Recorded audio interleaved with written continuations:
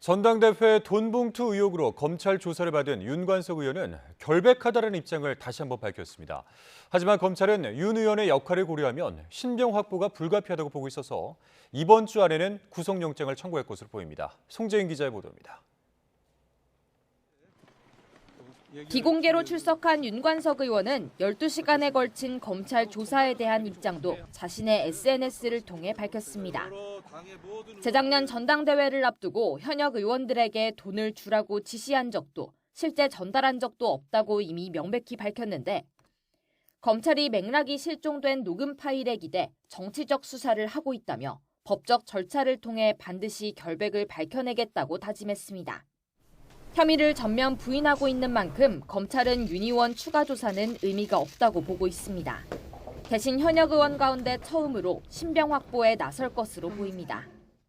검찰 관계자는 윤 의원이 평가절하한 녹음 파일 외에도 사건 관계자 진술 등 증거들을 종합하면 전당대회 돈봉투 9,400만 원 살포 사건의 실체는 상당 부분 규명된 것으로 본다고 밝혔습니다.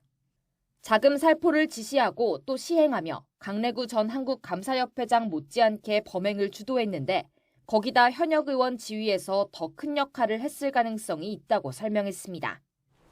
검찰은 사건에 가담한 또 다른 현역 의원 이성만 의원에 대해서도 동시에 구속영장을 청구하는 방안을 배제하지 않는 분위기입니다. 청구 시점은 이번 주를 넘기지 않을 전망입니다.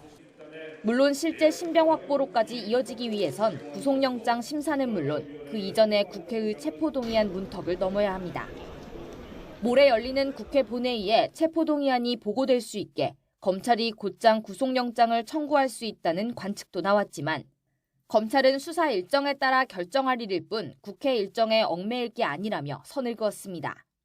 검찰이 현역 의원에 대한 신병 확보에 나서게 된다면 공여자 가운데 가장 윗선인 송영길 전 대표 소환 조사도 한층 가까워질 전망입니다. 그 전후로 강 전 회장과 이정근 전 민주당 사무부총장 대질 조사 등을 통해 상당수 특정한 돈봉투 수수 의원들도 차례로 불러 조사할 것으로 보입니다. YTN 송재인입니다.